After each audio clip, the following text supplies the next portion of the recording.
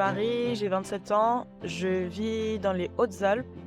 Ça fait quelques mois que je suis dans le collectif, je suis assez nouvelle, il me semble que je suis arrivée en février ou en mars. Hem et moi, alors à la base, j'étais photographe, portraitiste à New York et maintenant je me suis plus, réorientée vers, donc toujours des photos de portrait, mais aussi d'environnement et de sport et de culture.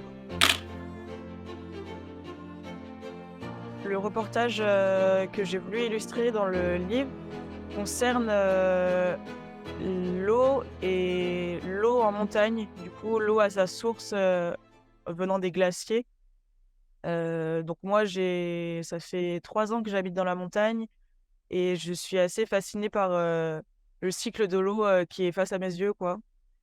Et en fait, avec ces canicules et ces sécheresses un peu, récurrentes chaque été, l'eau en montagne, ça devient un problème, assez conséquent. Heu, donc du coup, pour plusieurs points, donc c'est un problème pour les refuges puisque certains refuges doivent fermer par manque d'eau et il y a aussi certains refuges qui font héliporter de l'eau, mais c'est un peu un désastre, quoi. C'est aussi un problème pour l'alpinisme puisque comme les glaciers fondent, il y a aussi, plus de chutes de pierres, plus d'éboulements et plus d'accidents de manière un peu plus détournée, mais voilà. Et donc du coup, moi, j'ai été, à la rencontre, des glaciers, des alpinistes et d'une gardienne de refuge. Ouais, alors du coup, c'est vrai que c'est assez compliqué d'allier, la montagne et la haute montagne avec la photographie, parce que du coup, souvent les chemins d'accès, aux zones de photos sont assez longs, heu et un peu, scabreux.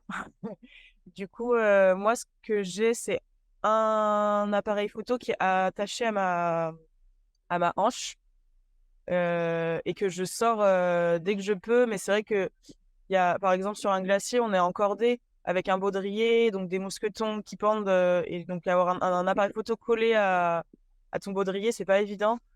Mais et puis, en fait, surtout, on a toujours des manipulations à faire, pour pas tomber. On a des crampons aux pieds, on a un piolet à la main. En fait, c'est toute une technique, que j'ai appris cet été parce que j'avais jamais trop fait d'alpinisme et en fait, c'est il faut être assez efficace sur les manipulations mais quand même, c'est très faisable et donc j'ai pas pu prendre ni de trépied, ni de gros zoom, ni de enfin, les choses lourdes, en fait, je les ai mis de côté puisque il faut aussi être efficace et quand on fait de l'alpinisme, c'est pas rare de se lever à 3 heures du matin depuis le refuge, de marcher 4 heures et bah, ça, c'est pas possible avec tout ce matériel.